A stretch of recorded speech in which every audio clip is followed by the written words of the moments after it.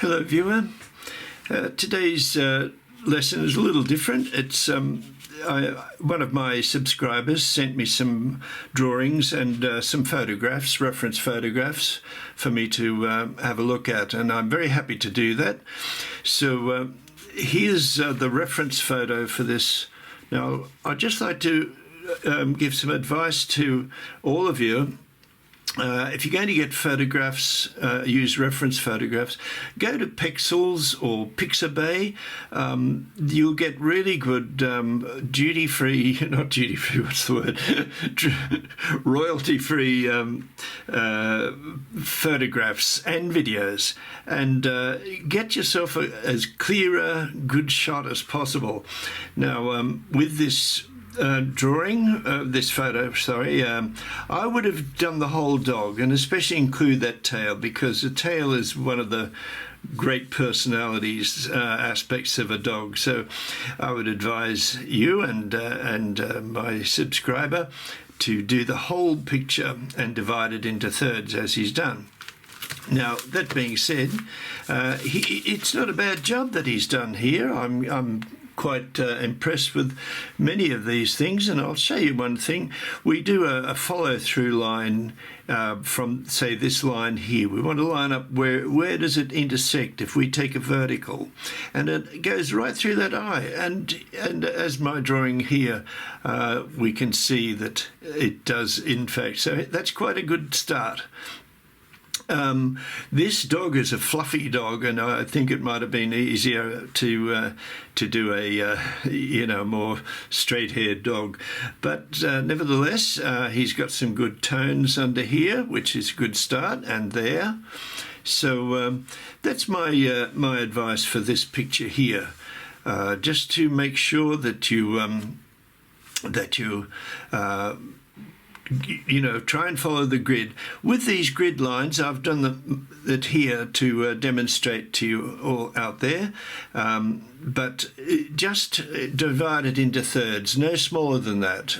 Whatever size you're doing from, do it in thirds, because it's a good composition device, and as well as that, you're still learning to look at proportions and the relationships of the various images in the elements in the picture. So that's the first thing. Don't do any smaller than thirds. Right, we'll go on to the next picture now, and he's in this particular task. I suggested that he sets up a still life on the table, on the kitchen table, and does the drawing live without using the photograph and without dividing it into thirds. And I just advised that he made a problem for himself which didn't need to exist, and that is, don't use two of the same thing. It's like when you're starting out trying to get both eyes on the same plane, etc. So I would advise just to just use the one. But good luck to him. He certainly was interested and really keen to learn. Now, just look at the objects. The first thing that I would look at, we choose one shape, right? And it's a symmetrical. This is a very symmetrical item. So with a symmetrical item, to make it easier on yourself, just divide it into a center line. Just use a center line so that you can balance each element. Okay, so this should equal this. Now, the second thing is the proportions, or the ratio. And the ratio of the width to the height is easy to work out. You can measure it with your pencil. Just simply measure your pencil there, and go up and see how many times that fits in, and it's just about 2 1/3, I'd say, just approximately. So about 2 1/3 height to the width. So that's the 2 points in that. So use a simple object, or if you're going to place a couple of items, then make them overlap if you put an apple or something like that in there. But he's observed here the curve in the background, and this is not too bad at all. Many beginning artists, if they look at a rounded object like this, they often cut it off like that. So if you imagine, there's the side here like this. Now that doesn't give the illusion of going around. It's cut off. So I would always recommend that in every case, no matter how narrow that ellipse might be, always try to give the feeling of it going around, because it is. Now, that being said also, when you want to have an object going around like that, often it helps to, for example, I'll just demonstrate here. You have the light against the dark, and it's beautiful the way it goes around. Of course, he's taken a photograph after the drawing, so the viewpoint is different to his drawing. So this is his drawing, and he took the photograph at a different level, so that's why it's straight at the top and we can't see the top ellipse there. But you know, some good elements. I'm you know, impressed that he's tried to see the various tones, and he's put in all of the elements, and a good start. He said he's not very experienced at drawing yet, but you know, this is where you start. And all of you out there, I hope you make a good start yourself, and you know, be sort of determined to conquer it, because it's only a matter of practice, to be honest. Just develop a sensitive hand.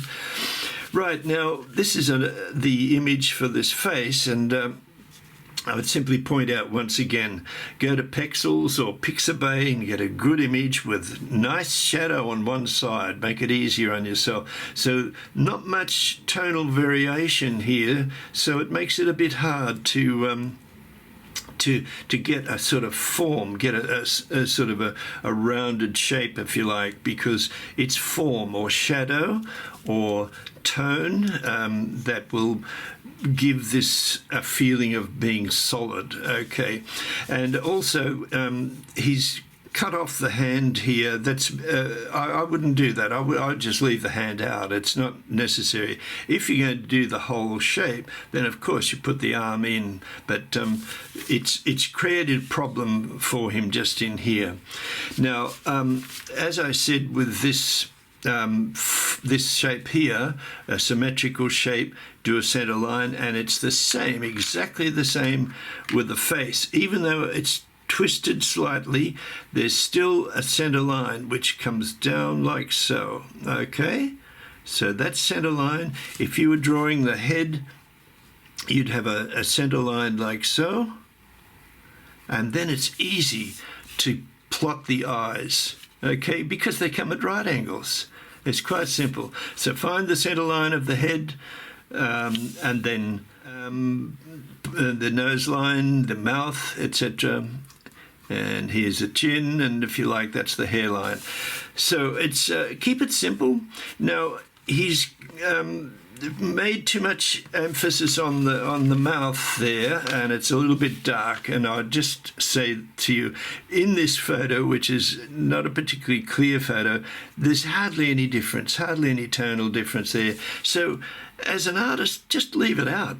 But we can see she's got, you know, a nice dark tone just at each corner, and just do that. That's all you need, because the most important thing is the placement of all of these elements. And the same with the eyes. They're a little bit close just in here. There's about an eye space between each eye. So across the head, if we just draw a symmetrical shape here, okay, so we draw an eye line. If this is straight on, okay, there'll be a space here, and then the eye, about 5 eyes across. But it depends, of course, on the angle of the head. And a very important point that I'd also like to mention, which we can see he's got an element of that there, but this part here of the just the lower forehead, that's called the glabella, and that it's a good idea to focus on that glabella and then bring your eyebrows off like so, and then it comes down and you form the nose from there. It helps to give structure to the nose. And don't pay too much attention to nostrils and things that are, we get preoccupied with that. And it's the overall that's the most important thing. So with any portraiture, a little thing that you've probably experienced yourselves is that when you're at night, you're walking along in the shopping centre or something like that, and your good friend is about 50 or 100 metres away, and you recognise that person instantly. See, it's the overall shape that's important, not these eyes and mouth and nose and things like that. What's important is getting the overall shape. And try that out for yourself when you're out shopping or something like that. You see your friend, just make a mental note. Gee, I recognised her straight away. Isn't that fantastic? That teaches you something about observation. So as artists, you'll start to see those sort of things, and you try to look at the overall shape. Absolutely, first and foremost. Okay, so that's really nice. I was so happy to receive that from him, and I really feel that any of you need to do is practice. I'm happy to point out little tips, and if you in the comments, if you tell me what you'd like to do, I'll be happy to help you. Now, if you would like to support me, please give a like, give a subscribe, and especially give me some comments in the comments section, which is what he did, and I simply responded and said send them in. Thank you very much for watching, and I hope it was helpful for you. Bye for now.